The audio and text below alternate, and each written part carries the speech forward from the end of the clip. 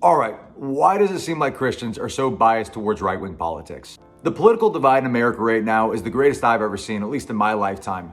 It seems like every time you turn on the news, it's about left-wing this, right-wing that. And one common critique that I'm hearing right now is that Christians are particularly biased when it comes towards their political leaning. The claim is that Christians are quick to jump on the left when they sin, but not so quick to jump on the right when they commit transgression. Most recently, this has been demonstrated in that Christians have been called out for not denouncing ICE or for not condemning Trump and the alleged affiliations with Jeffrey Epstein.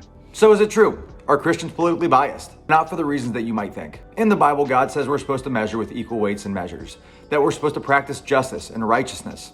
And one way that we practice justice and righteousness is by not accepting a testimony except for on the basis of 2 or 3 witnesses. Essentially, this means that we're not allowed to just believe blanket accusations without evidence, whether the person be on the left or on the right. In modern lingo, this means everyone's innocent until proven guilty. The Bible gives us the precedent for due process. With this in mind, it's unfair to call Christians hypocritical because they won't condemn ICE or because they won't denounce Trump. The fact of the matter is this: I don't know if Renee Good was trying to get away from that ICE officer, or if she wanted to hit him, or if that ICE officer was actually in fear for his life, or if he was just trigger happy.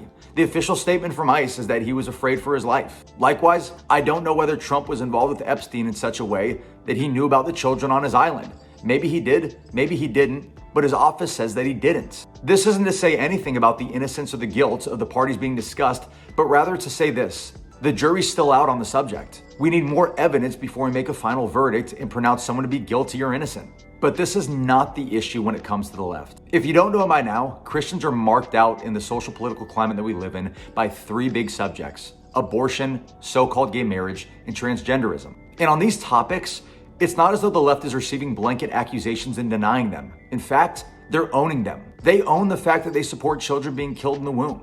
They have festivals celebrating the false belief that when a man and a man join together, or a woman and a woman join together, that it's called marriage. They insist that biological men can be women and biological women can be men. Their identity is in the very thing that God hates. This isn't to say that the left has always been bad, or that the left will always be bad. Rather, this is to say that in the current political moment, it is easier for Christians to support people who are receiving the accusations of being evil instead of the people who are actually claiming evil. But in light of the current political moment, we have to remember this: the left isn't perfect and the right isn't perfect. Ultimately, there's only been one perfect man, and that's Jesus Christ. And if you're wondering where we should put our faith, it shouldn't be in political parties, it should be in the God-man.